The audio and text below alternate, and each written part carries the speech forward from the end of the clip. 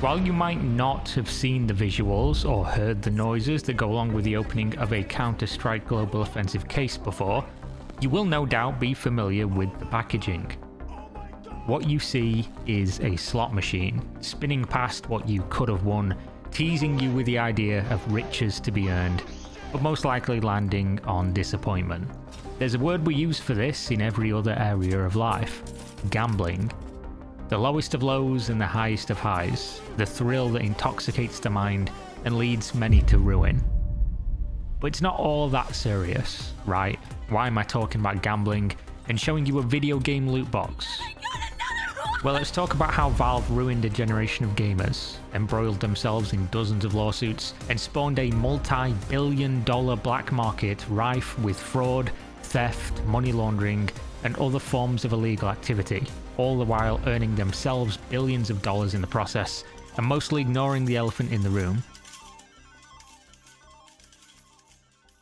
Let's go back to the very beginning, and by beginning, I do mean all the way back. In the mid to late 90s, a disruptive gentleman by the name of Richard Garriott, Lord British for those familiar with his preferred gamer title, coined the term massively multiplayer online role-playing game, or MMORPG for short. He used this description for Ultima Online, his creation, and the largest shared experience world at the time.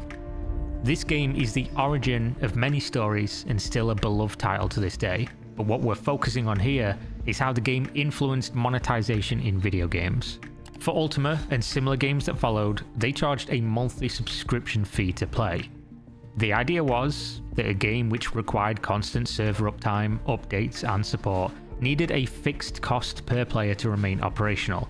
This was the model that was widely adopted for similar games across the globe, even in places like South Korea, where a man named Jake Song, along with publisher Nexon, was creating Nexus: The Kingdom of the Wind. This trend continued for years, seeing a growth in the industry and an appetite for games that could earn perpetual revenue. After all, during this time, there was no popular use of microtransactions, just the release of a game, maybe an expansion pack later down the line, and now the subscription model for MMOs.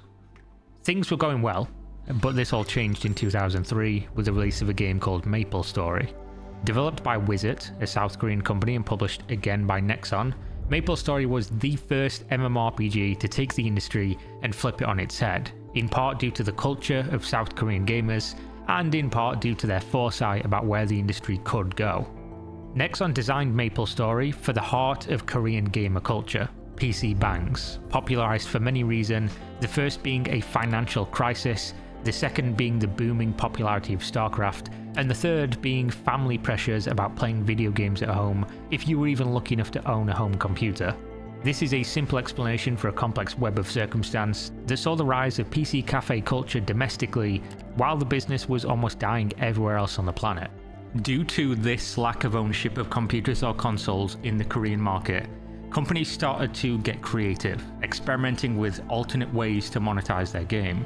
Nexon capitalized on this fact, designing MapleStory to operate without an upfront cost or subscription, instead popularizing microtransactions in what we now lovingly refer to as a cash shop. The next piece of the monetization puzzle takes us to Japan in the 1960s. Yeah, that's how far we're going back. A man by the name of Ryuzu Shigeta set up a machine in Japan housing low-quality plastic toys inside PVC balls that open in the middle. You put roughly $1 in, and out came a ball. This was called a gachapon, though it only really rose to popularity when Bandai came in later, around 1977, and trademarked the term gachapon, which they still maintain to this day. An industry that, according to Wikipedia, has earned them between $3 to $17 billion just in this physical format. At this point in 2003, MapleStory was an utter smash hit domestically in Korea, which led to them exporting the game overseas. In Japan, they decided to make use of the popular gachapon mechanic and implement this digitally in the game. This came in the form of gachapon tickets purchased from the shop for around 100 yen each, which is about $1. You take this ticket to an actual gachapon machine in the game, and this ticket would allow you to buy one roll. This roll gave you random loot ranging from useless to fantastically amazing. This, as far as I'm aware, is the first digital version of a practice that was already common even for children by 2004. After all, digital loot boxes are just a repackaged version of physical randomized rewards such as, for instance, card games, which have existed for over 100 years. Even today, Magic the Gathering, Pokemon, Yu-Gi-Oh! Popular trading card games that utilize what is functionally a loot box system, trading money up front for a game of chance. You know roughly what can be in a pack, but you don't know what will be in a pack. Will it be a big, rare, valuable card, or will you strike out? If you hit the big one, you're going to feel that gambler's high, dizzying compared to mundane, everyday events, and even more so when contrasted to the lows from a wasted opportunity from the pack before or after that wasn't quite as exciting. So is this really a big deal? Am I painting too bleak of a picture? I mean, gambling's been around since forever, and is it that big of a deal if kids do it with this slightly altered form? Well, there is nuance to this. As with card games, you are getting something that has an actual value where you can resell it, whereas in most video games, you don't have this. Which is a perfect segue to bring us back to Valve and see where they went with their system. On August 14th, 2013, Valve Corporation released an update for Counter-Strike Global Offensive. As they described it, a way to experience all the illicit thrills of black market weapons trafficking without any of the danger. A colourful way to describe what was, essentially, weapon skins and loot boxes in Counter-Strike Global Offensive, the latest, and at the time underperforming installment in the legendary Counter-Strike franchise. The premise of this update was simple. Play the game, get crates, buy a key from Steam for around $2.50 US, and then roll the dice.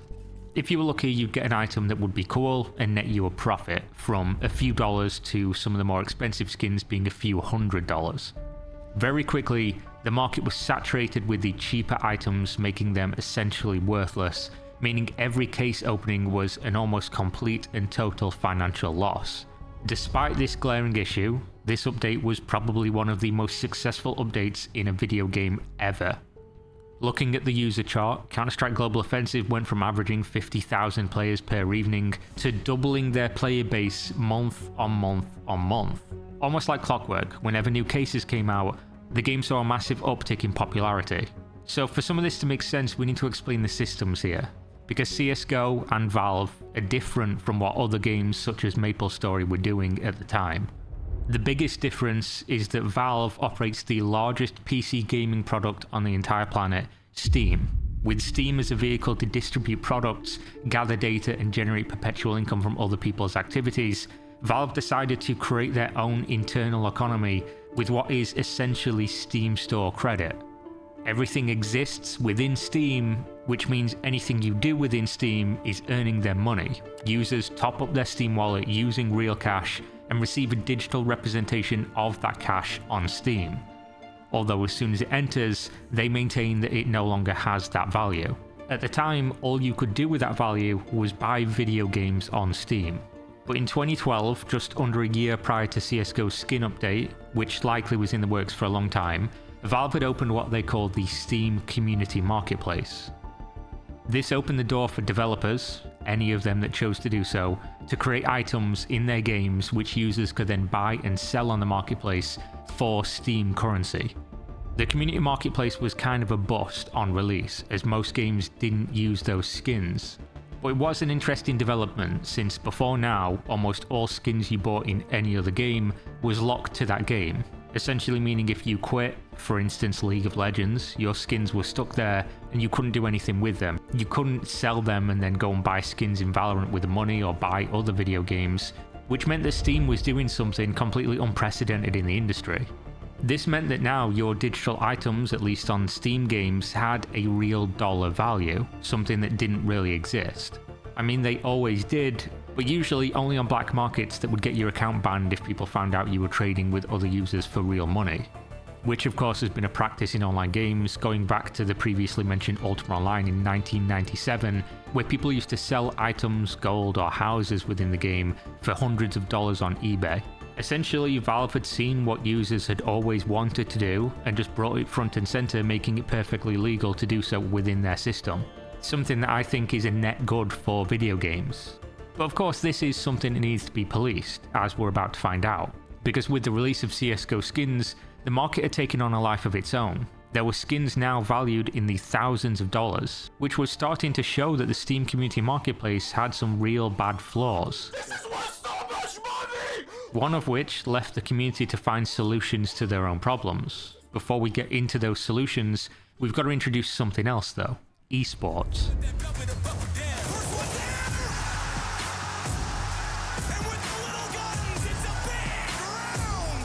Counter-Strike has a long history of professional matches, going back over 20 years to the year 2000, but gaining real prestige in 2001 with the Cyber Athlete Professional League, or CPL, in Dallas, Texas. This was the first international tournament of note, with a whopping prize pool of $150,000. Fast forward to the year 2013, Counter-Strike Global Offensive was now the most popular Counter-Strike title ever created, pushed to this height in no small part due to the skins, as silly as that sounds. As opposed to back in 2001 where there was a couple tournaments per year, Counter-Strike Global Offensive had almost daily small online tournaments, with major international tournaments dozens of times per year. As another contrast to back then, there were now real salaries, real sponsors, and opportunities involved for pro players. Now let's introduce the first problem for CSGO skins in Steam's marketplace. The skins were considerably more expensive and popular than Valve could have even guessed. The Steam marketplace had a limit of a few $100s per item, and despite a trading system, this was not built into the marketplace, which left users that had or were looking for the most expensive skins in Counter-Strike needing somewhere else, a third party.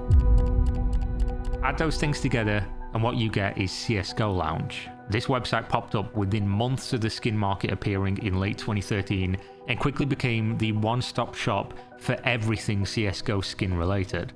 Essentially, it was a simple user interface that allowed for users to list trades that they were looking for, as well as to advertise or participate in the off-platform commerce of said skins. What I mean by that is trading real-world money through sites like PayPal, circumventing the usual method of sale, which was always for Steam Store credit, which could not be directly converted to real-world currency. This was a huge market, one that was game-changing for how people were interacting with skins. Now it was inarguable that skins had a real-world dollar value, but this wasn't the star of the show for CSGO Lounge. Front and center of it all was esports betting. Professional matches of Counter-Strike Global Offensive were featured across the website, with the ability to link your inventory, put items up for wager, and potentially win skins based on dynamic odds depending on other user bets. This was a massive hit, and of course the backbone of CSGO Lounge's existence was their ability to interface directly with Steam's very own API, allowing for users to log in safely and securely to CSGO Lounge with their Steam account, giving Lounge access to certain functions, such as seeing their inventory contents and offering trades. These trades were carried out automatically using bot accounts through Steam that use the API, making the entire process smooth, painless, and as you guessed it, entirely without checks or balances. This was an entirely unregulated marketplace that was promoting and facilitating gambling of items that had a tangible real-world value that could be obtained at almost every step of the way by any person of any age. And this unregulated market was using Steam's very own systems to facilitate every transaction, billions of dollars exchanging hands with what appeared to be zero scrutiny. So this is how the layers of gambling worked. You would gamble with real money, purchasing keys and opening loot boxes from Valve, losing almost every time that you did. Then, with the tendencies of a gambler, you would go to CSGO Lounge, perhaps to trade, see that there was more gambling going on, and perhaps engage in that too. As you would have guessed, this market was absolutely massive. It exploded almost overnight and was earning unfathomable amounts of money. Another insidious element that existed with CSGO Lounge was that of a stranglehold on the esports scene. CSGO Lounge proved to be tremendously valuable to everyone involved, and they made sure everybody knew. Prior to CSGO Lounge existing, the biggest tournaments in Counter-Strike would see modest viewership.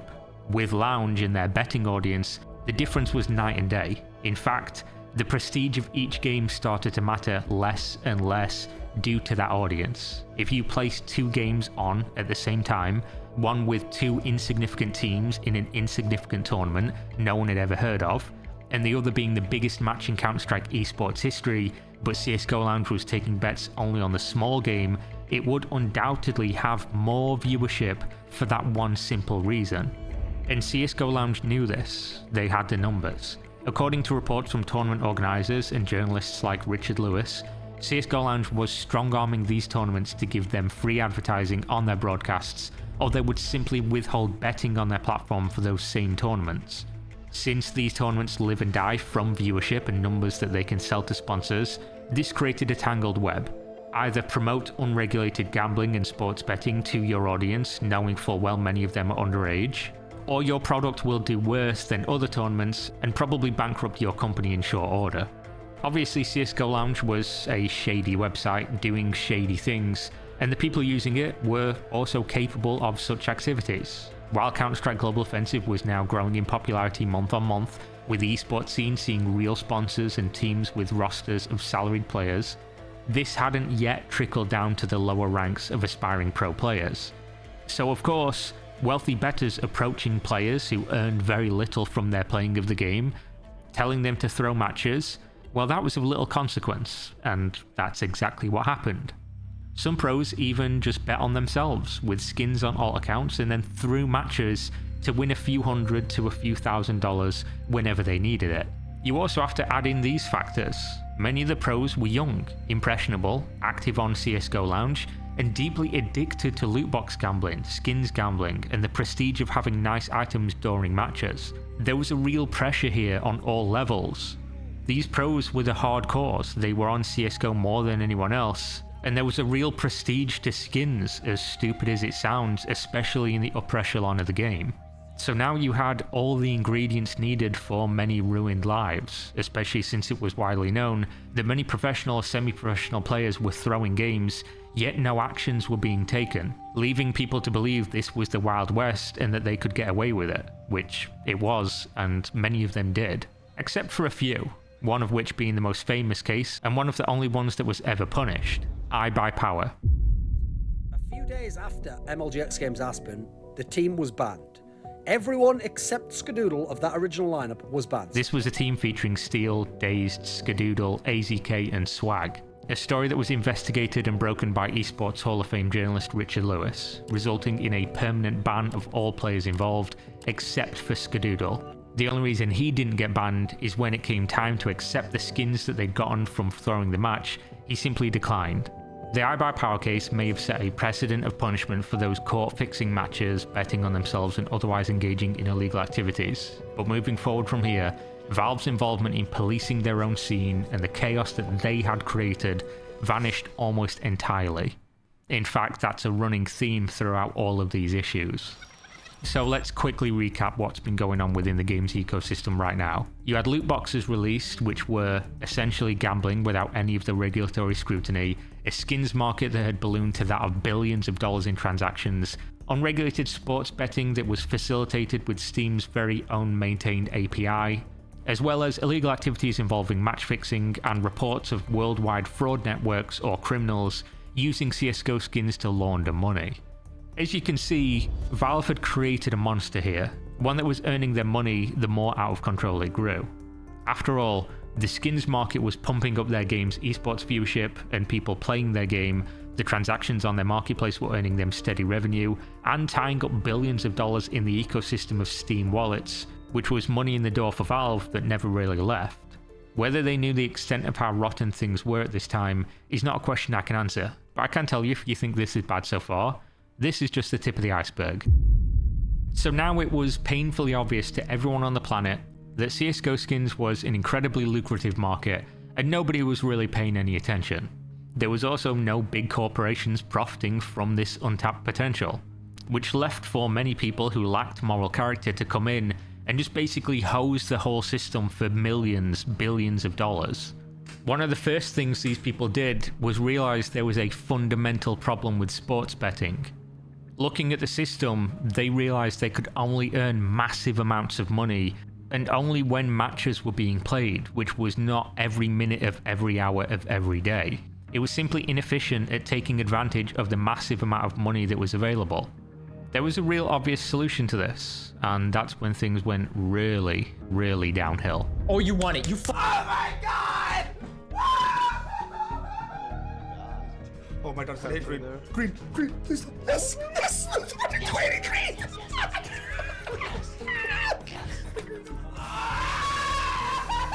In less than a year of CSGO Lounge arriving on the scene, websites like CSGO Jackpot started to pop up, offering a simple and effective alternative to those who had CSGO skins to burn and a gambling addiction to feed.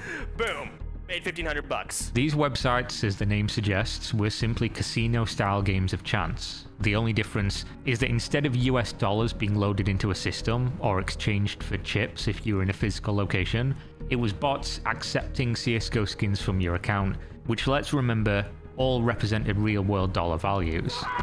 These websites were literal casinos without a gambling license, without oversight, without scrutiny, and without provably fair systems that let you know what you're doing isn't just rigged for you to lose every time. You connected your Steam account through an API, told the website which skins you wish to deposit, waited a few seconds for a verified bot from the website to send you a trade request, you pressed accept, and now you're ready to gamble.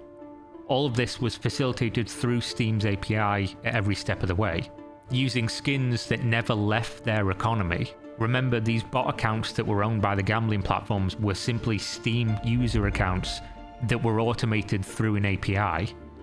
Also, at no point during any of this process was there any verification of age, regulatory checks whether or not gambling was legal in that country, literally nothing at all to verify fairness, safety, legitimacy, or to protect those society has deemed incapable of making these decisions or having access to these systems.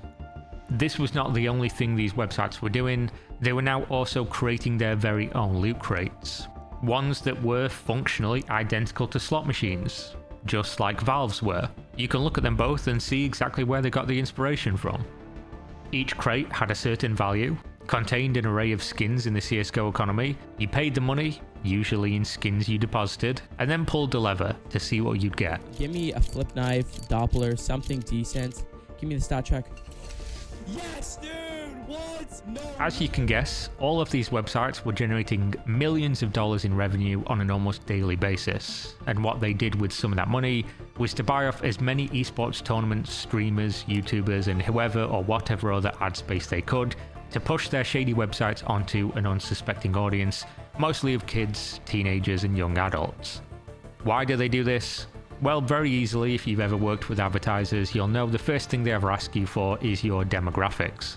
Every company knows exactly who their target demographic is, the age, the location, the gender, things like that. These companies knew that young males watching esports tournament streamers or YouTubers were their audience that was going to generate them the most money, and so that's where they were spending their money. It was almost impossible at this time to see a YouTuber, streamer, esports tournament, or any website that talked about esports or Counter-Strike Global Offensive that wasn't sponsored by one or more of these gambling sites. We'll come back to that point a little later.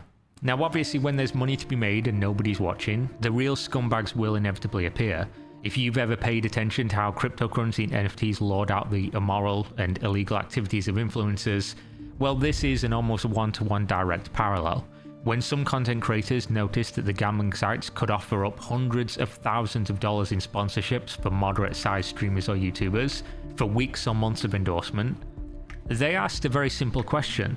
If you're making so much money that you can throw around that sum for a few days, a few weeks, or a few months of endorsement, and we are that valuable to you, why don't we just cut out the middleman? So that's exactly what they did. They started making their own gambling websites, promoting them to their audience, and, as you would have guessed, never disclosing to that audience that they owned the website. They'd gamble on videos or streams, pretending to have suddenly found the best gambling website ever, but they owned the gambling website. And we found this new site called CSGO Lotto, so I'll link it down in the description if you guys want to check it out. But we were betting on it today, and I won a pot of like $69 or something like that, so it's a pretty small pot, but it was like the coolest feeling ever. Of course, there's a million and one problems with this scenario, but I'll give you a single example of what one of the possibilities are. because we have an example of it happening not long after with another content creator by the name of Phantom Lord. Phantom Lord owned his own gambling website like many of these other content creators did, but he pretended he didn't, instead acting as if his huge wins in front of an impressionable audience was totally legit, giving them the idea that these massive highs of huge pots in skins worth thousands of dollars were just so easy to get. But in reality, as investigated and reported by yet again Esports Hall of Fame journalist Richard Lewis, Phantom Lord not only did own the website, but was purposefully rigging the rolls to make himself win. Just for clarity, his game required playing against other gamblers. They all put skins into a pot, and whoever won got to keep everything, which means he was not only advertising something he profited from directly to his audience while lying about it, but he was directly stealing from them at the same time. For him to win these skins, his audience had to lose them. Now I just want to make clear what this means as a content creator. The only reason Phantom Lord was ever in a position to be this rich and famous was due to this audience watching, giving him money, value, and supporting him. Selling them down the river with gambling is already bad enough. But then, while being a multi-millionaire with a career that could last years, earning him potentially hundreds of millions of dollars in the process, deciding to directly steal from them in the short term despite them being the ones who gave him this life, but of course that's exactly what he did. Also, these are just the two most famous examples of websites that existed and things like this that happened, but there are dozens of them, ranging from small to large.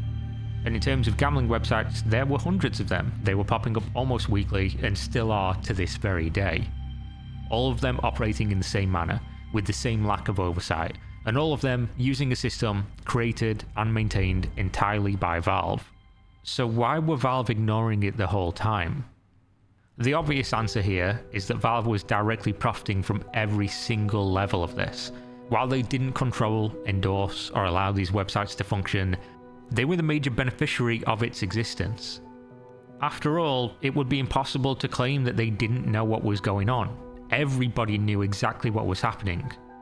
But most people just ignored it or pretended it wasn't that big of a deal, because with skins in the game and the skin economy booming so much, it was raising so much awareness and so many players in the game, causing all ships to rise along with that tide. But if you stopped popping champagne for a second and took a look around, skins had poisoned everything around Counter-Strike. And it was only a matter of time before people outside the bubble who was profiting from it started to pay attention and maybe even force Valve into taking action.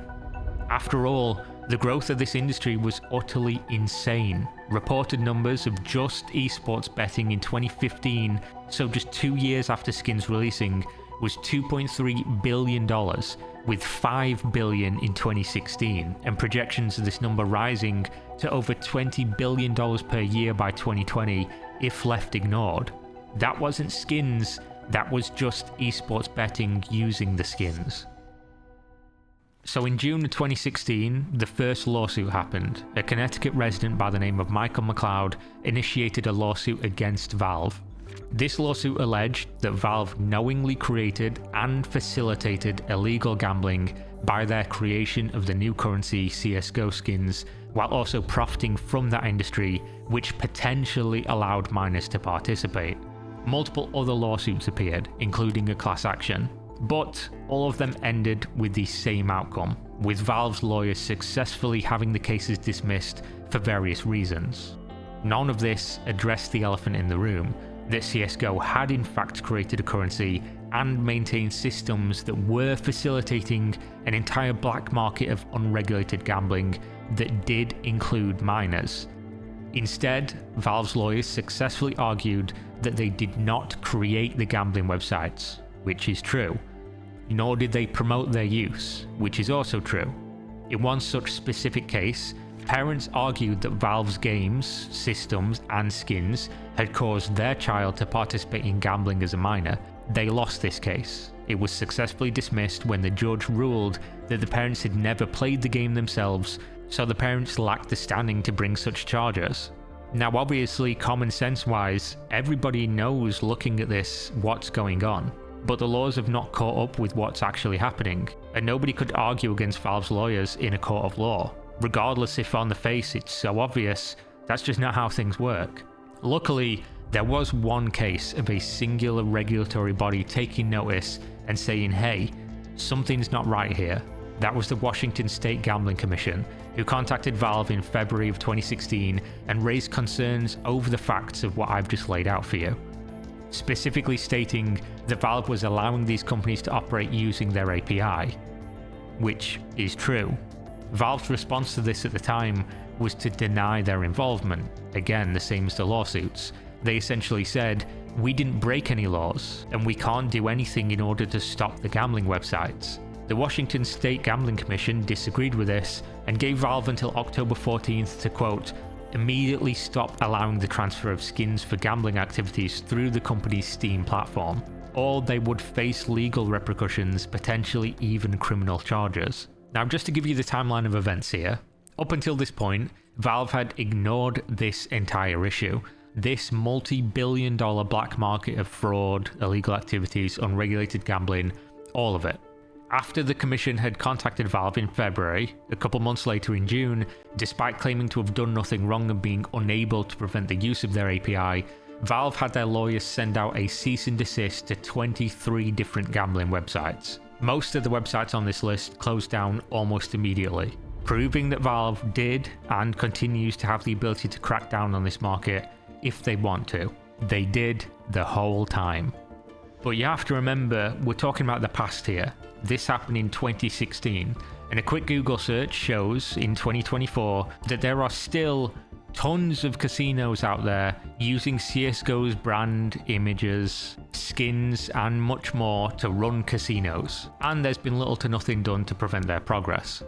So moving on from Valve's system they created that has facilitated billions of dollars in illegal activities, and going back to Valve's system of gambling with loot boxes. There are two examples that I could find of regulatory or legal consequences for this system. Netherlands and Belgium have been ahead of the pack in banning the sale and use of loot boxes, such as the weapon crates in Steam's game Counter-Strike Global Offensive. And there has been one lawsuit that concluded in December of 2023 in Austria, where Valve was ordered to pay back 14,000 euros to a customer. This number was what he'd spent on CSGO loot boxes in what the court called illegal gambling. The court pointed out that Valve does not have a gambling license, an argument they made in a similar case involving loot boxes against EA and Sony. Which lines up, of course, perfectly what all of us know, but people couldn't successfully argue in many US court cases against Valve in the last 8 years. That using real money to spin a wheel that returns something worth real money is, in fact, gambling. Just because it's in a video game does not change that fact. So I'll give you now an example of where the law having strict applications is circumvented even in the face of common sense. So let's go back to Japan, as we did with the creation of Gachapon and digital loot boxes. In Japan, most gambling is illegal. Casinos are not allowed to operate with games of chance.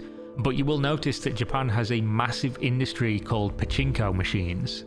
The system with pachinko is very simple. You enter a pachinko parlor, you exchange real money for pachinko balls, then you sit at what is essentially a slot machine and you play. Unlike traditional slots in a real casino, winning rewards you with yet more pachinko balls, which you can then trade for prizes. These prizes do not convert to real world money, unless you go to another store, which is conveniently right next door, where you exchange your prizes for real money. This is a single layer of abstraction, and that's all it takes for a $200 billion per year industry of gambling to operate in a country that deems this practice to be against their criminal code. This is how easy it is to circumvent the rule of law, so long as no one has an interest in upholding the spirit of the law. That's exactly where Valve is at with this system. When they say, we didn't break any laws, they might be right. But what they and many other companies have done to make billions, tens of billions of dollars is to exploit a system that anybody can look at and say, common sense, this is what that is. So I wanted to use this specific example because it clearly illustrates how everyone involved can know something is what it looks like, and yet legally it never be treated for what it is, as well as to come back to Gachapon, which started in Japan and has now infected the games industry with what is more loot box mechanics. Though now people call it gacha and somehow pretend it's not as bad with that new and more palatable name. The only difference between gacha in games like Honkai Star Rail, Genshin Impact, or any other number of similar games, and the system that Valve created is that Valve's system can be viewed as having tangible, real-world returns of value. They still both function in the same areas of the brain that have been proven in multiple studies across the globe to harm those who participate. Those who gamble in video games with what we call loot boxes and gacha, whether a financial reward is on the table or not, are more likely to develop problems with more gambling activities, have higher stress, anxiety, and a lower quality of life. There is little to no doubt that kids being introduced to these systems that are designed specifically to make them more likely to spend greater sums of money has already caused a massive uptick in gambling addiction and associated issues in our society.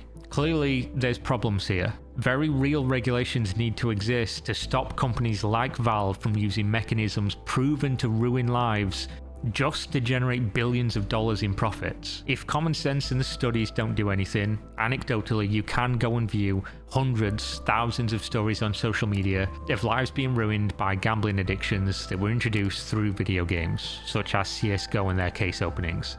And to bring the overall conversation back to gambling in video games and its impact on society, especially the younger generation, I'd like you to consider something. Gambling in the real world is not good, in my opinion. As somebody who's grown up with a gambling addict, as somebody who's lost friends in real life to gambling addiction who took their own life, there are some checks and balances society has overall decided is good, such as being over 18 to gamble, being able to impose restrictions on your account, things like that. On top of this, gambling is rarely ever observed on a daily basis in most people's lives.